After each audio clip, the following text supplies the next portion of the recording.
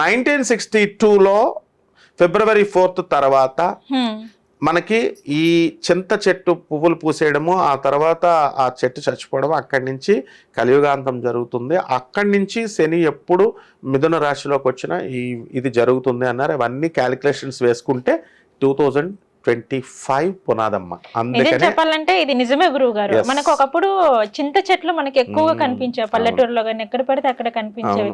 But ఇప్పుడు చింత చెట్టు కాదు కదా, చింత చెట్టు పైన ఉన్న పువ్వు కూడా కనిపించట్లేదు. అంత కాలం మారిపోతుంది, డిఫారెస్టేషన్ అనమాట. ఇది సో ఈ తెలియక పాపం యూత్ ఇప్పుడు సోషల్ మీడియాలో 3.5 లక్షల మంది చూస్తున్నారు ఒక గంటలో. వాళ్ళు పెట్టే చిన్న వీడియో అది ఏంటి తెలుసా? వాళ్ళు ఎలా చెప్తున్నారు తెలుసా? పోతులూరు వీరబ్రహ్మేంద్ర స్వామి వారిని ఎలా చెప్తున్నారు? ఇప్పుడు 2G వచ్చింది టెక్నాలజీ, తర్వాత ఏమొస్తుంది 3G వస్తుంది. 3G తర్వాత ఏమొస్తుంది అని అడిగితే 4G అంటావు, 4G అంటే 5G అంటావు. అలాగే వీరబ్రహ్మేంద్ర స్వామి ఊహించి చెప్పాడని చెప్తున్నారు ఈ పిచ్చోళ్ళు. ఈ పిచ్చి జనం అవన్నీ చూస్తున్నారు. వీరబ్రహ్మేంద్ర స్వామి వారంటే ఊహించి చెప్పేది కాదమ్మా. ఆయన సాక్షాత్తు జగద్గురువు.